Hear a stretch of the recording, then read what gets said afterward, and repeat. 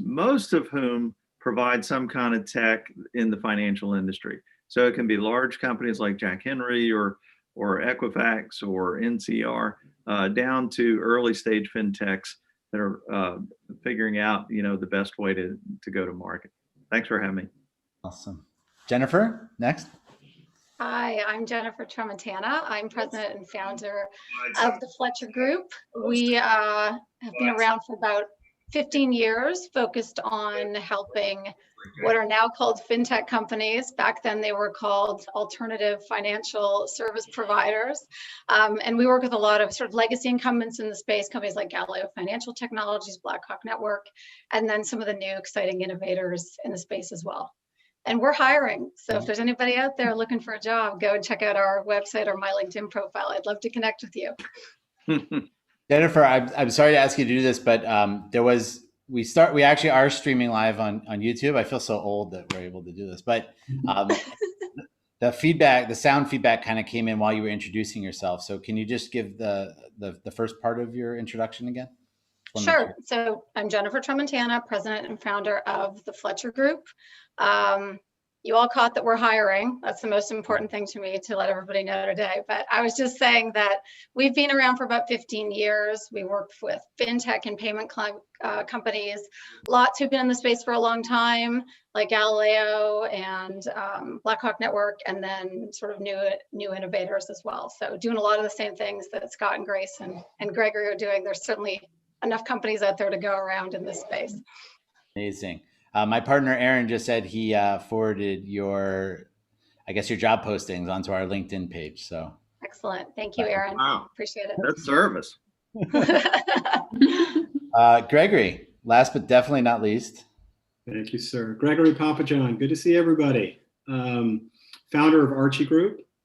Archie is a reputation capital firm. We're going to use a different word for a second, but RepCap is all about working with growth stage companies that, just like they may be expanding in terms of their product set, they're thinking about how can we build up the esteem and the profile of their business. We insert as an operating partner to the company, much like other operating partners who might tackle sales and marketing acceleration or FP&A or product design or work design. We just focus on the reputation.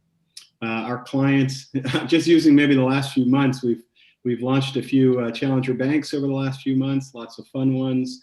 Hopefully some of you saw the news around Daylight, first LGBT digital bank, Go Henry in the family finance space, working with a SPAC listed company as well. Maybe we'll talk about some SPACs today. Who isn't, Greg? Right, in that market. Things have been pretty hot in the space that we all represent. So it's a great pleasure to be here today and talk with you all. Yeah, it definitely was. 2020 was definitely a challenging year, and it feels like 2021 is the beginning, at least, shows good things for fintech in general, and for you guys. Looks like there's a lot of new products, a lot of new news out there. Yeah, I'd be doing Zach a disservice if I didn't say ahead financial as well from the LendUp team. I mean, underserved market. Maybe we'll talk some more about that as well. That's another totally. So I want to keep the discussion kind of open in that sense, and if you've heard, hopefully you've had a chance to hear some of the speakers this week, but we heard a lot about influencer marketing, especially the challenger banks or the payments companies that are targeting Gen Z and millennials. Influencer marketing continues to play a big role. Where they're even coming onto the cap table and investing, celebrity investors. We've heard a lot about that. We've heard a lot about the interactivity between product and marketing. We've heard even just in the session before this about Tally, about how customer service is feeding the product marketing and marketing feedback loop. So I want to kind of keep this open in the sense, like, what are you guys seeing with clients that's working now in terms of growth, marketing, branding? What are you guys seeing from your perspectives? Jennifer, would you like to start? Sure. So I think that, a couple of key things, and I'm sure everybody experienced, this. Most of the clients that we work with, big or small, have really stepped back and repositioned themselves, over the last year, or doing so right now. And what's interesting about that is that marketing is leading right now versus product leading. Like in many cases, our clients have now determined that they know where they need to go, they know how they need to reposition, and then there's like a catch-up situation with product to, you know, to fit into that. And so it's trying to find the right way to project their aspirational goals, or like what's right around the corner and that's coming, versus like maybe where they're at today. And I would say, if it, you know, there's really no company in fintech, unless they're launching today or had launched during the pandemic, that has not gone through some sort of like repositioning, you know, changing their go-to-market strategy, et cetera. So that we have found a way to like work with our clients and new clients to do that really quite quickly, to take a look at like what's happening in market. How do we, you know, take a look at what like, you know, consumer, you know, changes and habits have done over the last 12 months. It's going to continue, and make sure that their products and services and the way that they're positioned in market fits right with that. The other thing that I would say is that, you know, brand awareness through earned media is as important or more important than ever. You know, outlets like yourself, Zach, and others out there that are doing really strong, sort of more thoughtful profile and, you know, pieces that really talk about like where the customer needs are and where they're going, and fitting our clients into that has become more important than it was even probably 12 months ago. Great. Can you bring an example? Do you have an example from a client or a non-client? With earned media? So we've had sort of well, I'll give you one great example. All 5 of our clients were featured as your you know, experts at the end of last year in one roll-up article. So we were really proud to see that, and thank you for that. And we've had sort of a number of other situations, but none quite as good as being like all 5 of them in the Tearsheet feature. So thank you. How about the rest of you? You can just jump in. All right. I tend to pay a lot of attention to traditional financial institutions and how they're evolving. And I don't know if you've ever done this, where you just wanted to see a whole bunch of bank websites and you go to 10, 20 at a time. They generally look pretty similar. Yeah. And, you know, I think there are a number of good things that are happening. I think traditional FIs, even community FIs and credit unions, are starting to look at what some challenger banks are doing and saying, all right, well, why can't we do that? And so I think there's a real, I'm calling it a renaissance of traditional FIs looking to figure out, you know, their place in the world. They just can't be the same thing as everybody else. So what does that look like? For a lot of, since we're talking about acquiring and retaining customers, a lot of that means outsourcing some skills in marketing, some data scientists. So you have to be of a certain size before you can have a really serious data science kind of team on your bank staff. If you don't have it, you need to look for service providers that can help you do stuff with all that wonderful data that you have. One example client, shameless plug, Kasasa in Austin. But the other thing I'm seeing that I'm pretty excited about is what I'll refer to as modular digital banking. And that is niche players in fintech creating something that can be distributed by financial institutions to help them, say, like have a teen parent app like Greenlight. So like our friends at Agora are doing, they're saying, all right, Greenlight's on tapped into something. Let's add that capability to traditional financial institutions so that they can provide more services and expand more things like that. Another example is Finsley out of Charlotte, which is creating very, very verticalized ways to serve markets. Like if you were a traditional bank and you wanted to pursue more municipal deposits, that's a very specialized kind of skill set and requirements, and they have created something that tacks on to their existing digital banking or done as a separate app. I think to jump in and build off of what Scott was saying, we actually also work with a number of traditional financial institutions, and they're really turning to us to say, what are the fintechs doing right now? How can we take lessons from what they've done? How can we adapt and become a little bit more creative in our approach? So to your point, the website's looking really similar. They're getting more comfortable, and I think they're feeling that they have to get more comfortable with having a person associated with the brand, not just hiding behind the brand itself. And that means creating a full marketing approach, a full PR approach to a leader within the organization. It's not just the company has a statement and it's issued by a spokesperson. There's a person associated with that. And we're seeing that across a number of our clients. They're creating a personality. They're adding humanity to what they're doing, which I think, especially right now, is very important. I don't think too many people would disagree with that one.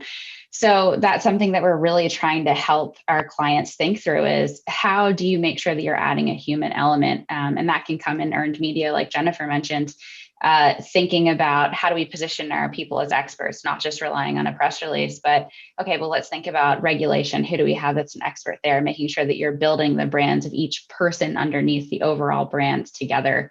That's something that I think we'll continue to see into the future. We saw it pre-pandemic as well, but I think it really just kind of supercharged that need to be a little bit more human. Just hearing what everyone's describing, maybe I'll add three more ideas into the pot. One I'll just call top down meets bottom up, and the second one I'll call product as PR, and the third I'll call authenticity. So top down meets bottom up. I'm thinking of a client that from the bottoms up has become more engaged in cultural marketing. They're using arts, they're using entertainment, they're using music. During the Super Bowl, they were running a Twitch stream, so they were in gaming, right with the community that they intend to do business with.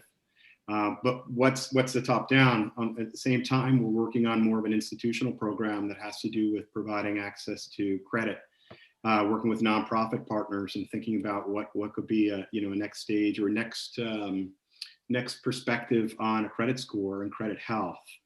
In the space of product as PR, in fact, actually, it's the fintechs I rep now are reflecting on playbooks that were used by, B of A and Amex and MasterCard when I represented principally enterprise firms. They are saying, hey, look, I know folks aren't going through airports as much as they used to, but should we be looking at things like out of home and papering? Should we be considering having new relationships with, say, an ATM network, so we're putting the product right in the place where the customer is? How do we deploy some of the tactics of the large financial firms as we scale up, as we expand, as we become shortly publicly listed companies? In the space of authenticity, for all the right reasons, folks wanted to be more socially active last year, right? And then they were saying, how can we contribute? But what we do in most instances is pause with the client and say, are we ourselves, a good actor in the space called diversity? Can we, if we had to open our own kimono here, can we live up to the same things we might want to activate in the public? Is that authentically us? With one client as an example, they're thinking about broadly DE&I. But what we learned was that where they have perhaps advantage is specific to gender, not across all. So perhaps we start in a smaller space, such as gender. Could we build a beachhead there, learn ourselves, improve our own approach to market, and then bring others into the fold? So just a few other ways to think about PR and marketing. I like that framework. I just want to ask the same question, I guess, flipping it on its head. One of the things that I heard over the past couple of days was almost everybody came into 2020 with a marketing plan, and that went out the window.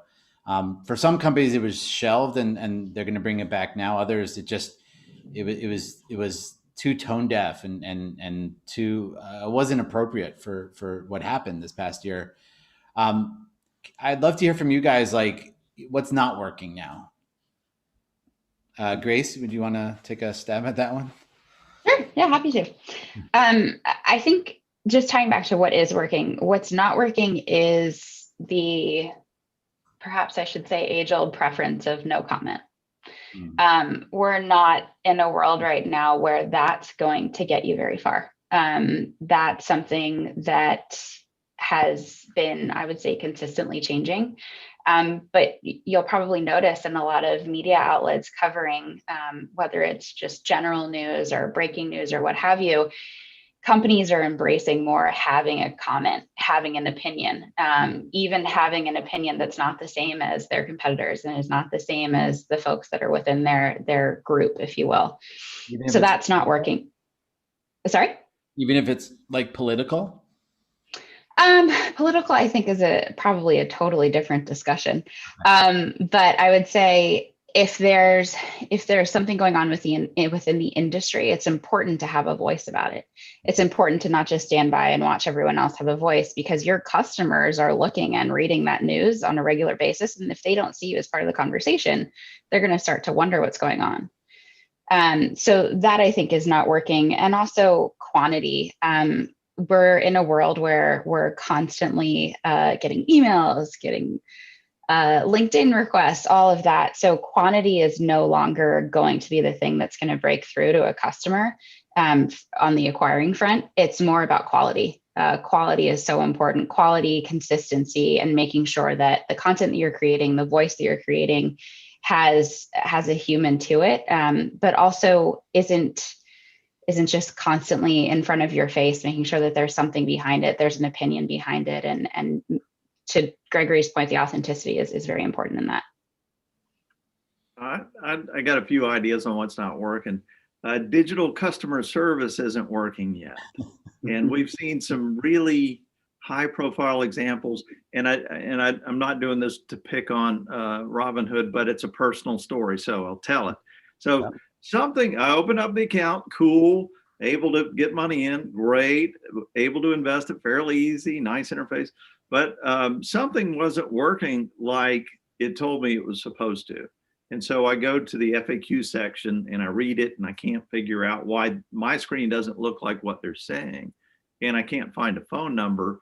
I think I found a form and ultimately filled out a form and sent it to them. And I never heard back from them. And then a couple of days later, well, with the exception of a couple of days later, I got the email that said, "Hey, how did we do on your customer service request?" And unfortunately, they didn't have a 0 on that scale. That's a fail. But, I don't want to say anybody can acquire customers. I know anybody can lend money. The hard part in lending is getting paid back. The same thing holds true with customer retention. It's a lot harder to keep these customers. And I know from our telephone numbers and emails being on press releases, sometimes if people are frustrated with an FI, they'll look for the PR department and they'll send us nasty notes about, why they can't, get a call back. And the other thing that I saw that I thought was fascinating in the last 6 months was the amount of social media rebellion against one credit union for having such long wait times on with their call center. I mean, that's a huge problem that they had to fix, and that's a PR problem. I would say also silos aren't working, and that's like not a new idea, of course, but let's go back to what I was saying at the beginning about how everybody's, repositioned, right? Everyone's shelved the marketing plan, repositioned over the last year, whatever. So, we no longer can have like executive leadership, product, marketing, communication, whatever, everybody just sort of like dispersed and doing their own things. The lines for our specific industry that we're all in, that what we do every day, the lines between PR and marketing have been blurring for years. And I would say in the last, during the pandemic, they've all just completely fallen away. And so every program now of where you're trying to build credible awareness, or you're trying to generate leads, whatever it is, it needs to have this model around it where you've got, the mix of, paid, earned, owned, and shared social content. Like it's all got to come together, right? Like the person who's doing the frontline media relations and the executive visibility plan, like Grace was saying, has also got to understand what the person doing the sponsored, LinkedIn ads is doing. Like it's all got to be together now and under an umbrella that everybody knows what the other hand's doing. So Does that mean that everyone needs to be a jack of all trades? I think that's an interesting discussion sort of for this group, because I feel like even in PR and marketing, we've started to silo people much more. Like when I started my career in PR, you were a junior associate, then you were an associate, then you were a manager, like whatever it is, but you did all the things, right? Like you just did them more and managed more people. So our industry, I feel like in the last 5 years has moved towards more like media specialists and content specialists and things of that nature. And I think it's going to be interesting to see for us, is that going to really line up with, with what our clients are doing, or are we going to need to go back to being a little bit more generalist? So I don't know. That's just something that I've been kind of pondering in our industry a bit. Good point. Yeah, agreed. Maybe I'll add the one that is never works, never will work, and sure doesn't work now. That's called going it alone. That does not work. Just thinking about a few calls I've had this week. On those calls, we'd have the client, a financial actor. We'd have someone in the social sector. We had one of their commercial partners. We had an actor at the public policy level. All of this was toward influencing another stakeholder in terms of some actions they were taking. If we'd done that alone, nothing would move. Nothing would happen. So collective action, I would say, should be and continues to be in vogue. Whereas independent action, it's almost more important. I think there's even we're talking about fun YouTube video, and look up The Second Follower. One of the most fun video, enjoy it, but be the second follower. Someone might get something going, but it's more important that second follower gets everybody whipped up and going. One other thing, I love what Grace said about the word quantity. An initial point of view I might have on this new year is that share of voice is out. Share of mind is out. I'm going to be controversial and say that too. You know what's in? Instead of getting 100 placements, get me 2 in the right place. Okay. That's crazy talk. What are you saying? I know. Right? Hey, let's keep this up. All you really need are 10 to 12, and they need to be on the first page of Google. Let's be blunt here. Is that share of voice? Is that share of mind? No, that's being present. It's being visible. It's being accessible. It's being known in the first chance someone has to get to know you. So, I haven't written about that. You're going to inspire me, Zach, to write my own pieces, I guess. But I am finding lately that when I hear the question about, well, what's our share of voice and what's our volume? I said, what's your relevance? Right. And so that might be another one that's top of mind here at the start of a new year. I like that a lot. I see that you use the second follower, Gregory, in your own sort of responses. You kind of wait till everybody else speaks and you find that the opportunity in the empty space. So let's start with the next question to you. What are the most impactful investments a financial services company or a fintech can make today? Question. Well, the P words come to mind. Lots of P words: people, process, price, purpose. I think all of those still have high degree of relevance as marketers, as those who deal with publics, who relate with the public here in public relations. If I was trying to choose among, say, the thing, I have found of late that it comes back to people. So at our Archie Group, we're focused on what would be called scale-ups and growth stage companies. Mm-hmm. We keep an exceptions or an exceptionals business that might be startups. And with the startups, sure, founder-led, a handful of people. But when you get into scale-up, expansion stage, and perhaps you're nearing some either large institutional capital raise or an exit, you quickly learn that the force of your own will not make the progress you need. I think I was reading today, maybe it was your story, Zach, just about, I think it's Marqeta now that's, the next one that's about to go public. Mm-hmm. I recall working with Marqeta and Jason 4 or 5 years ago when they were in the middle of a pivot. Let's be blunt here. I mean, that was a business that was almost not going to be in business. They were still a gift card business. And they made a really notable pivot, becoming both an issuer and a processor and a platform for really any payment program provider. Well, Jason did that with a fantastic team, not Jason alone. And it was the people that had technology chops, product chops, financial chops, chief executive, HR, all coming together. I'm seeing the same thing thinking about Anu Schultes and her team at LendUp. The way that she's built such a veteran team, 20 years deep, each member of the team. It's a minority-led team too. 50% of that senior leadership team are women. Majority of the team, people of color as well. And that wasn't even purpose. That was just good hiring on her part, right? So people comes to mind first as I think about this new year and who you're putting side by side, elbow to elbow with you in that room as you build up your public presence and you market your business. Great. Anyone else? Investments? Well, a couple areas, I think it was one of my friends that's a bank consultant was talking about the marketing departments of FI seems to be an area that's maybe not has received the funding and resources that they should have. And I'll just add to something that Jennifer said about breaking down the silos.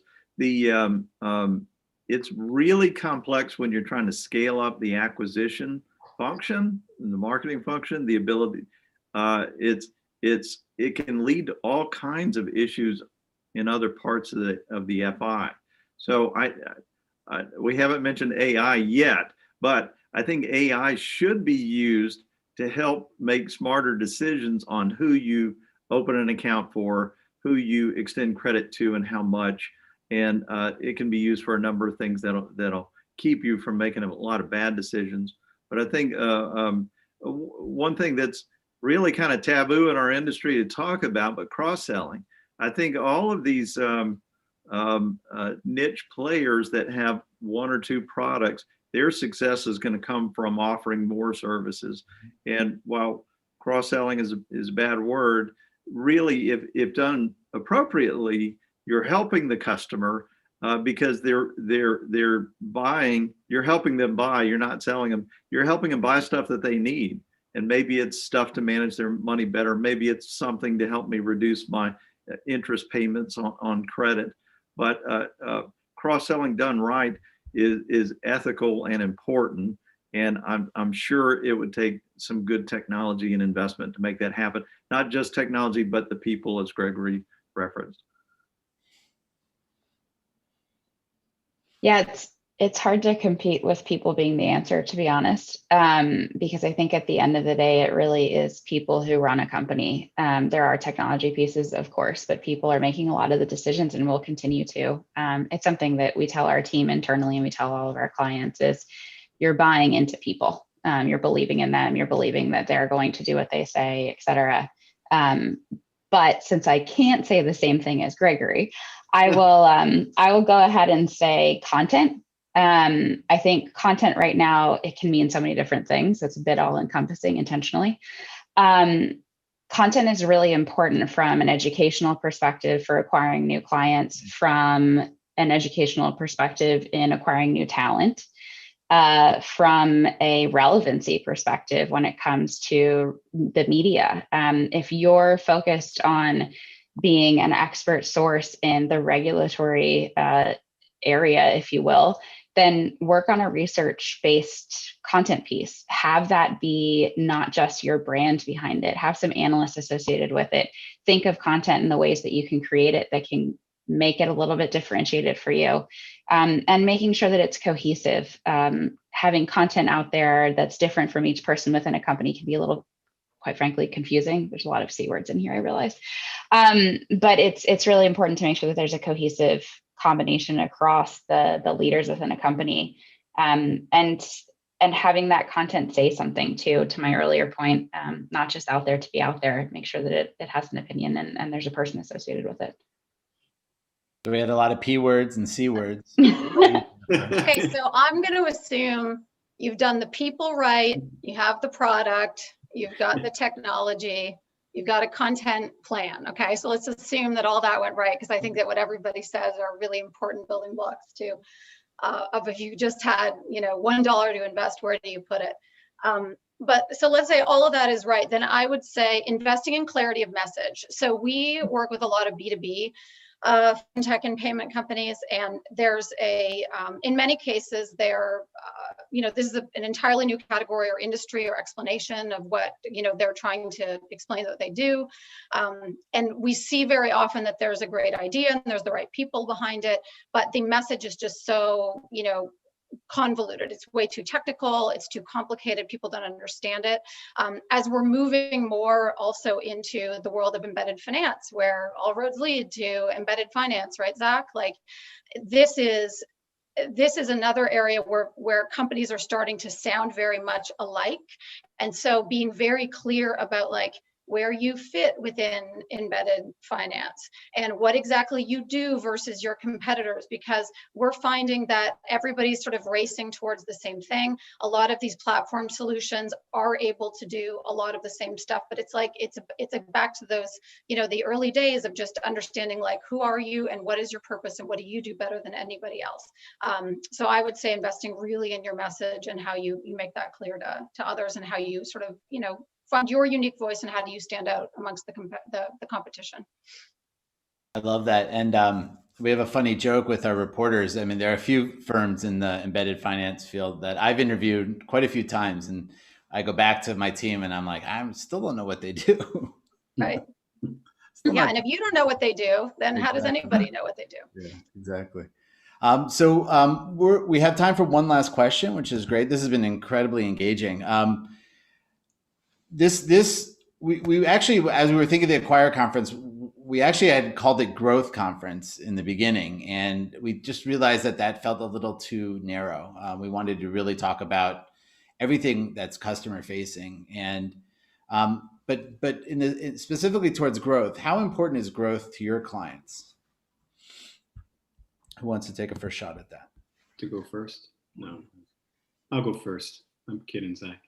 I want to go second, right? Fast follower.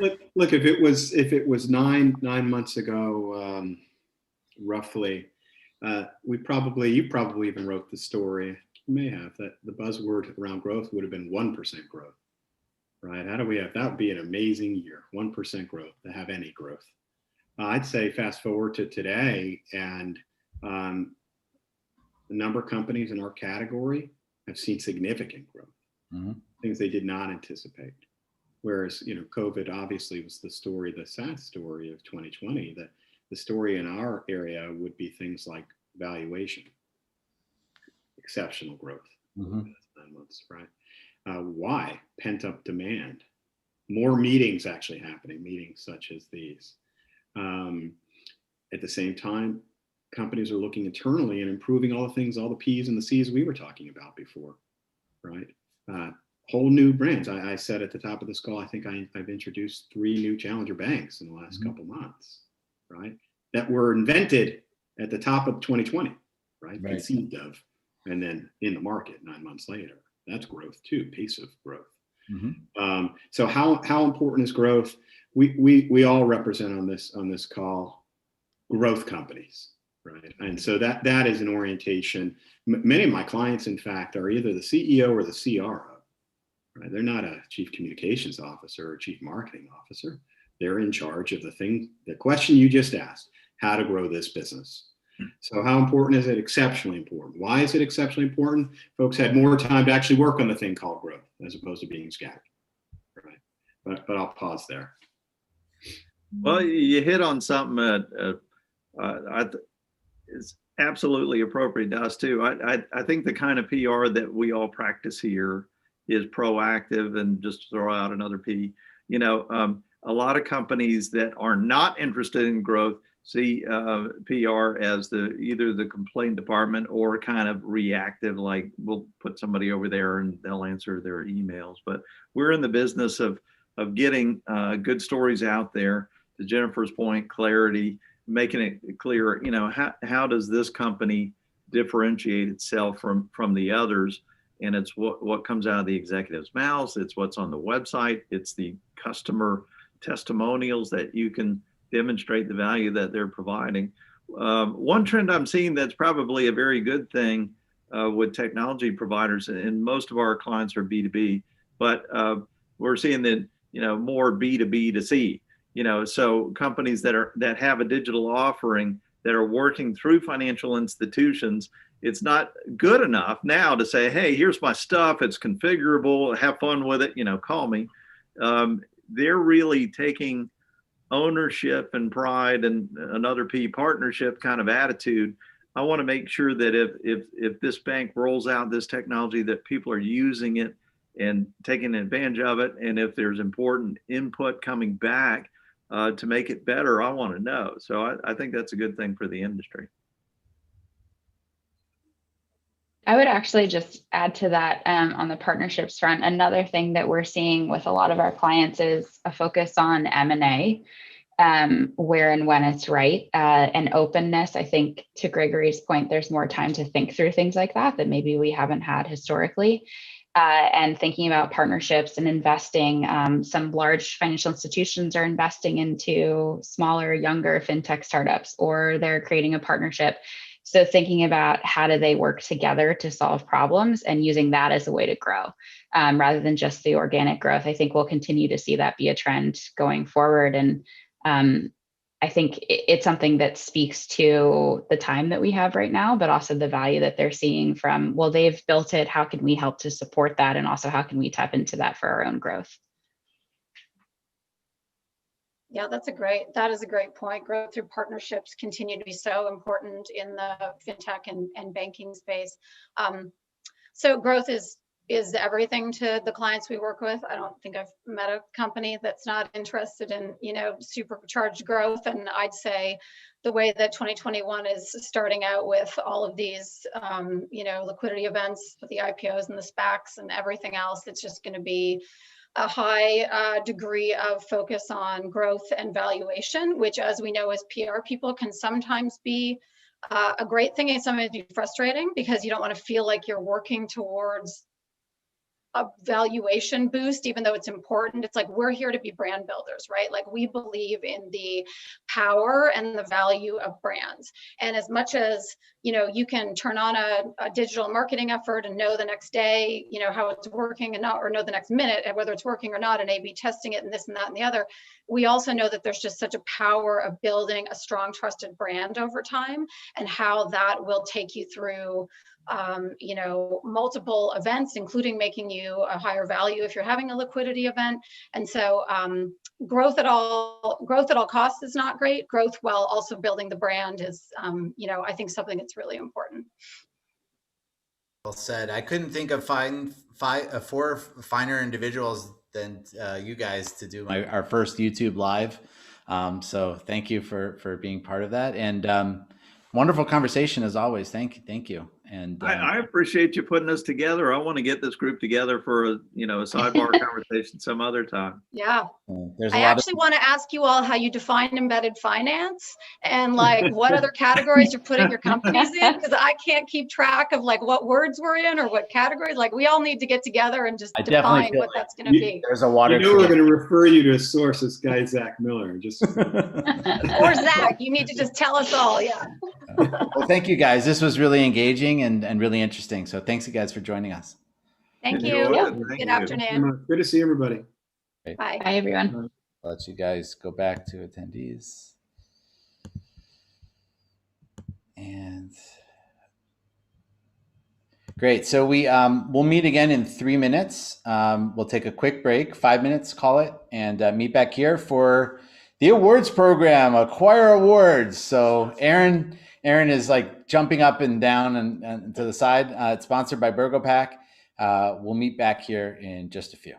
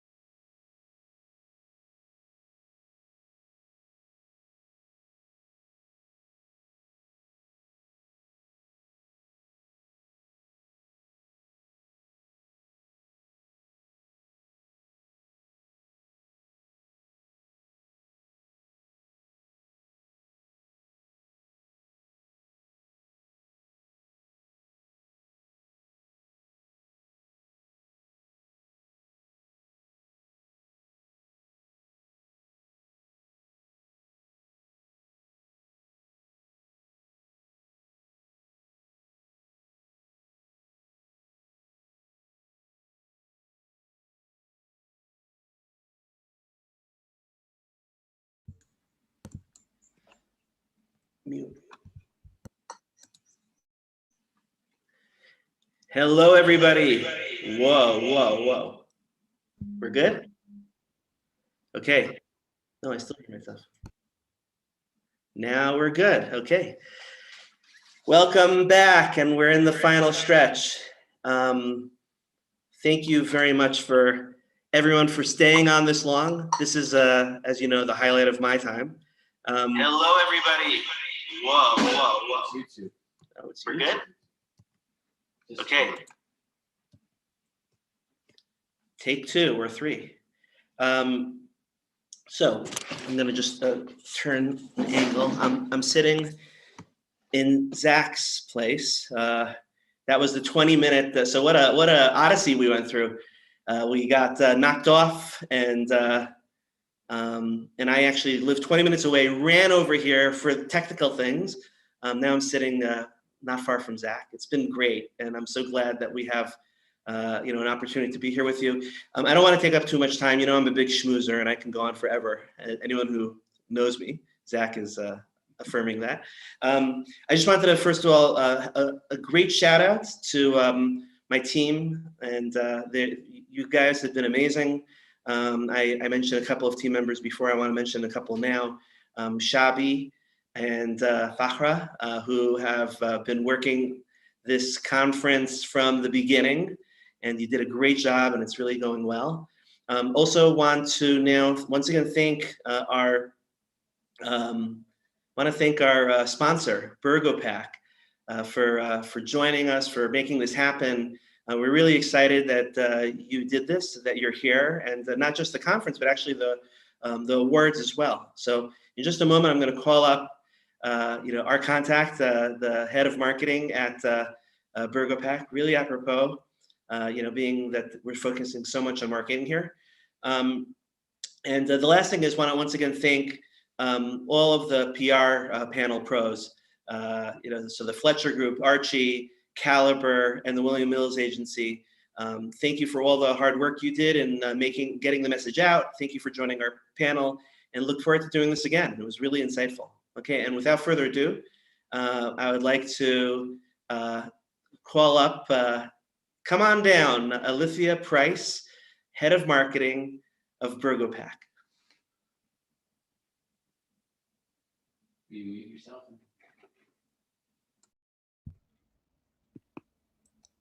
There she is. Hello, Alithia. Hello. Where are you calling in from today? I'm calling in from London, so excuse the lighting. It's a little late, but I think it is for you too. It's perfect. So thank you for joining us, and thank you for sponsoring the both the conference and the awards program. No, thank you for having us as well. It has been such an amazing couple of days, and we're so honored to be a part of this.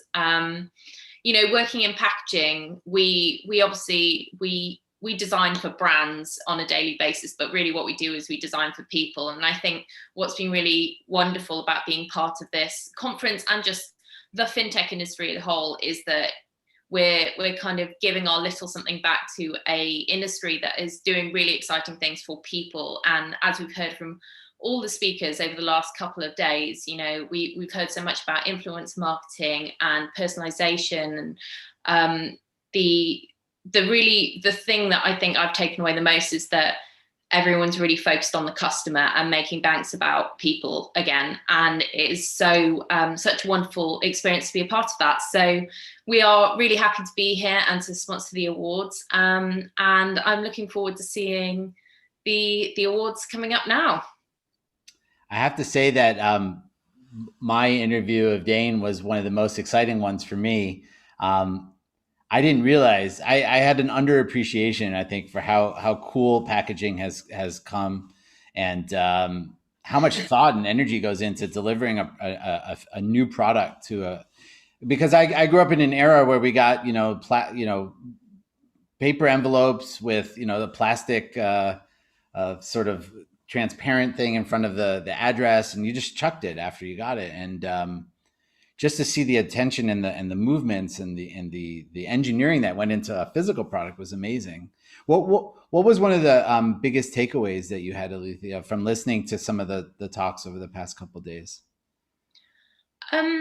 I think the biggest maybe takeaway that at least kind of integrates with what we do as well is listening to everyone talk, particularly about finding out what those true pain points are for customers and how they're making that a more efficient and interesting and empowering kind of experience for the customer today, and making banking, something you want to be a part of and want to engage with. And that's definitely something that we do, and it's really nice to see that our intentions are the same. And that's one thing that we try to put into the packaging as well, whether it's trying to ease the activation process, or whether it's trying to support your ethics, whether that's from a sustainable point of view or from a people point of view. Where are you manufacturing? All those kinds of things can say a lot about your brand and what your intentions are. And so I think addressing those pain points and seeing where we can make that a more effective and exciting experience has been the main takeaway for me. That's great. And just want to reiterate, thank you again for the sponsorship, for making this event happen. Thank you. It's been great. Really great. I'll let you go.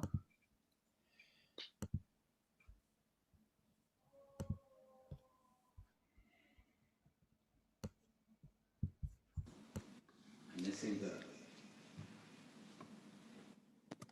Hello there. So we've come to the end of our journey, but it's not over yet. This is the highlight for me. I'm missing my hair. Wow. This is the highlight for me, where we get to really celebrate and acknowledge the most innovative, interesting, creative companies. And so, the winner for the first award for Best Product Marketing goes to Shopify. Congratulations on winning the Best Product Marketing Award.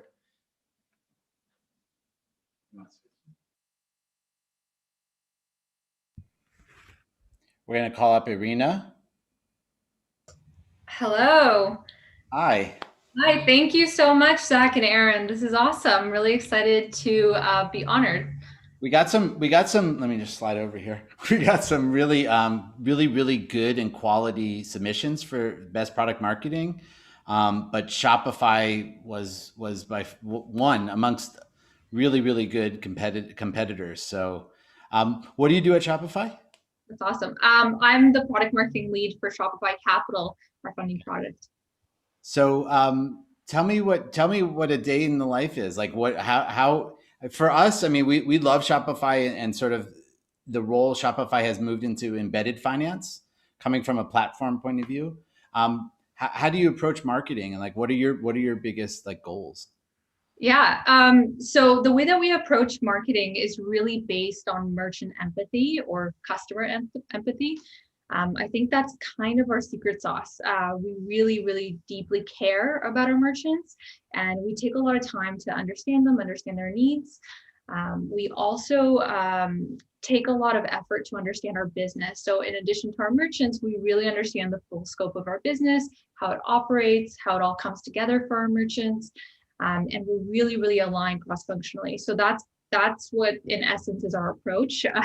It's not super secretive or creative, but it's what makes sense, right?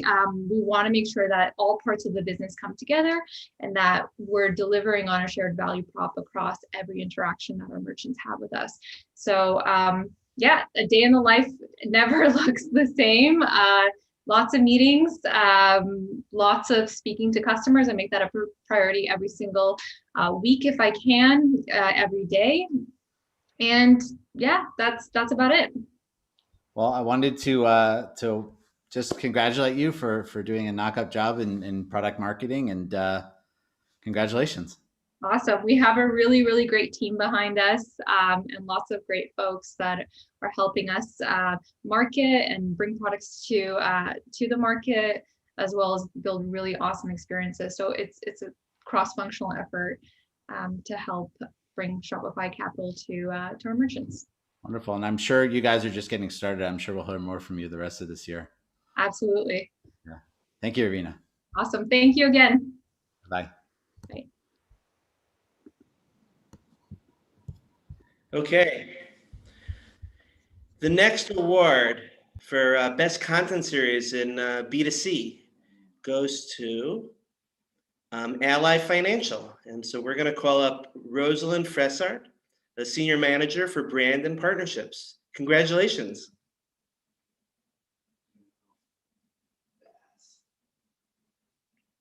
There you go.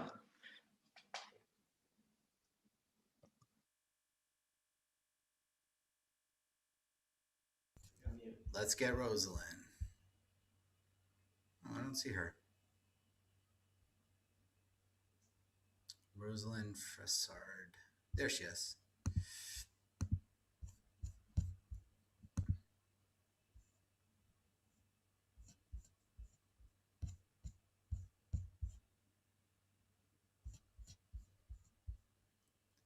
Hi, Rosalind.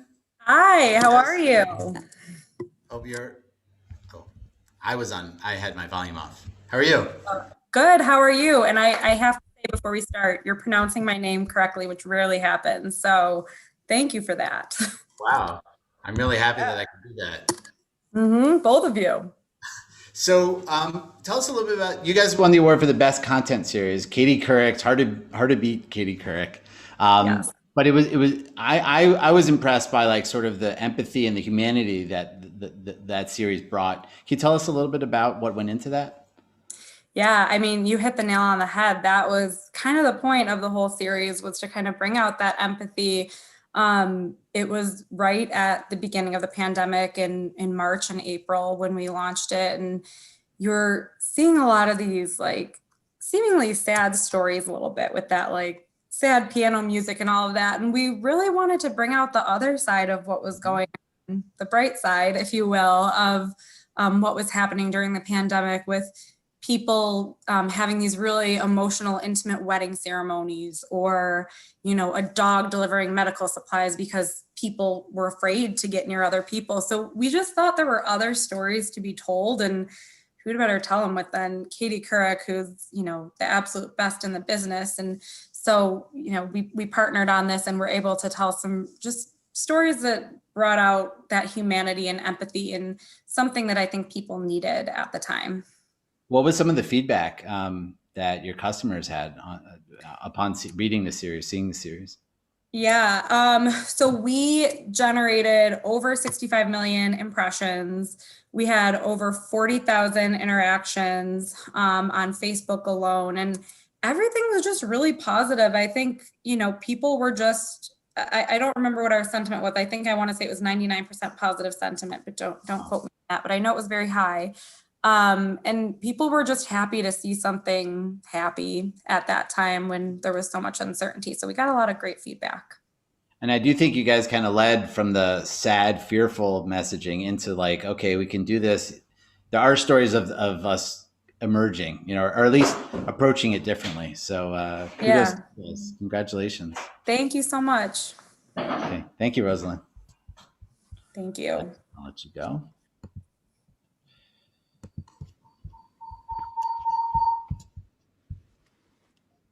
All right. So next up is the best content series for B2B. And the winner is Nuveen. Congratulations. And so we're going to be calling up Jennifer Devarnay. I hope I pronounced that right. I did the Rosalind's. And Jennifer is the head of content strategy and operations at Nuveen. So welcome over. Come on down and to accept your award. Hello, Jennifer. Thanks so much, Jack, and thanks so much. Can you guys hear me? Yes. On behalf of the entire Nuveen marketing organization, thanks so much. I'm thrilled to be here. Thank you for this recognition.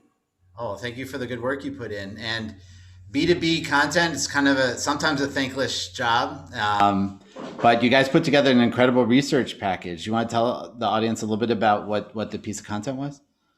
Yeah, sure. So Nuveen, you know, has been committed to helping our clients meet all of their different income challenges over the last 120 years. So it's an incredibly long story. And, you know, in the last year of 2020, as part of a broader firm campaign initiative around income specifically, we built on a recurring always on content series around income. So sort of this always on effort, and put some new differentiated thought leadership pieces into market. And specifically, we were targeting our global institutional clients and prospects, and also our US wealth audience. And really the content strategy here was grounded in the idea of looking at income solutions through an alternatives lens. So something a little bit different. And we challenged our Nuveen experts to explore risk analysis across the full income generating asset class spectrum, also taking a look at key considerations related to the global pandemic. Would be remiss if we weren't talking about that,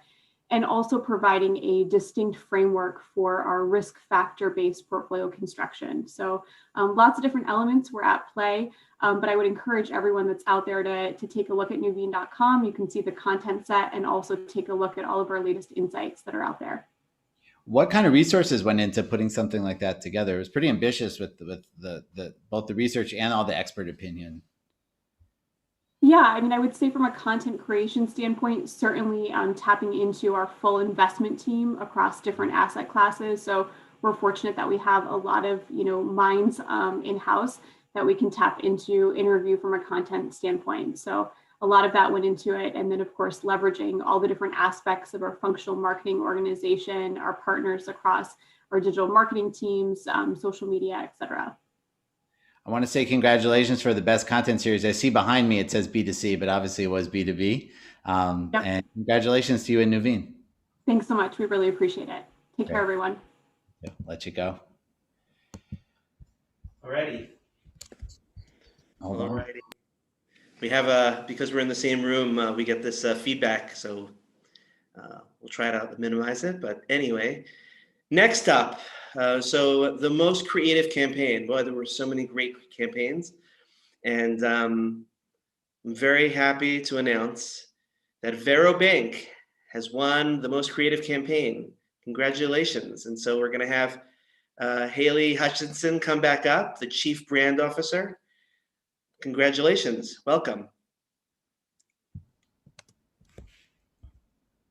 Haley, are you there? Yes, sorry. Oh, no worries. It actually cut out right when you introduced me, so I'm trying to get back up. Typical, right? Anyway, hello again. Thank you very much. This is a great honor, especially since the campaign just launched. Really happy to hear this, so thank you. So we had a lot of good submissions for this one, but Aaron and I were both like floored by Vero. Can you tell a little bit about the construct of the campaign? Yeah, we talked a little bit about this earlier, but we, with any campaign, there's a strategy and the words, and then you're looking for the visuals to really bring that together. And we were literally looking for an image that could say 1,000 words. And so when we saw this image, when our agency came up with this juxtaposition of, real modern Americans on our traditional US currency, we thought, wow, that says without any words that our banking system might be a little irrelevant, that it's time for a change, that it doesn't represent our current, construct of America and the people that live in it. And so we pursued it. And then, we always kind of had in the back of our mind the Harriet Tubman Initiative. And this was back in November, December, when we were first bringing this campaign to life and thinking about launching it. And now that the Harriet Tubman Initiative has renewed energy and is getting attention, it's just a perfect time for our customers to engage and consumers to engage with this campaign. Totally. It was visually stunning. And I know it has sort of that, it will be followed with an AR component where anybody can put their face on the bill? Yeah, so that's going to launch next week. And so we do have an augmented reality app that you can download, and you can put your face on a 20. And the nice thing is you can do it just for fun, but you can also do it, we're going to help people do it in support of the Harriet Tubman Initiative, so they can really have their voices be heard if that's something that they choose to support. Got it. Congratulations. It really was a fantastic campaign. I know Aaron wanted to say something before you go. Yeah. So I wanted to say, like Zach said, we really had such great submissions, and it was hard, but it was also easy. There was just something so delightful about it from the very beginning, and the way that at first when you come into it, you see, everything is like the same kind of artwork that you would see on currency. And suddenly you realize as you start going through it, why that is, right? And there was this cross between, illustrations and real life, and really it drew you right in. And I think that we talked a lot about inclusion during this conference and in every conference, and I think that it's been lacking for so many years. Now, it's finally becoming more and more prominent, especially within the financial services industry, where I think we were the least inclusive for so many years. And now finally it's happening, and I think that you illustrated it so well in your campaign. So really, congratulations. Thank you very much. And I want to give a shout out to Service Plan, the agency, and then Scholar was the production company that came up with that beautiful visualization. So good shout out. Congratulations. Yeah, thank you.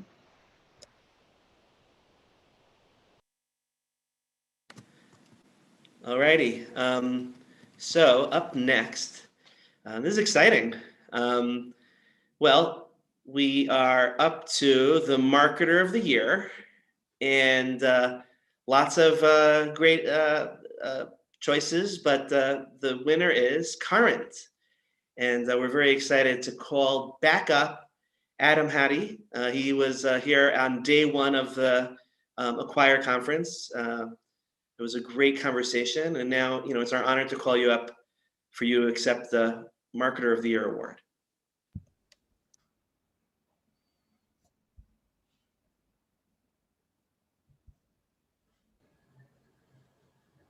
Never know with Zoom who's going to show up. There he is. Congratulations. That was my grand entrance. I like the guy. What an honor. What an honor. This is awesome. This is really exciting. It's humbling. It's all that. It's, lots of, again, huge focus here on marketing over the course of this conference. So, yeah, I mean, wow. And really, it says Marketer of the Year, and then above it says Current and not me. And that's kind of perfect, right? Because it's not me, right? When I joined Current here 2 years ago, I joined because the company as a whole was very aligned around this, right? It was where you had the engineering team, the business team, the product team, the executive team as a whole we're all very supportive of marketing and kind of took a little bit of ownership of marketing as well. So when I was able to join here and lead marketing, I had tons of support from the company as a whole, and that's still the case today. And certainly even today, right? It's not really a part of my work as much as it is, an amazing marketing team here across the board. So this is cool. This is awesome. I really appreciate your humility, and but you guys are growing like a weed, man. And I think a lot of that has to do with your background as well in terms of influencer marketing. Can you how fast have you grown since you've joined? Oof. To maybe 2 million plus members. Wow. Yeah, so it's been pretty fast, right? It's only getting faster. That's obviously really exciting. I've seen weeds grow; they grow actually far slower. This has been tremendous. It's hard to keep up with it all, but it's cool, right? Because again, we're very aligned as a company around a mission. We're improving people's financial outcomes.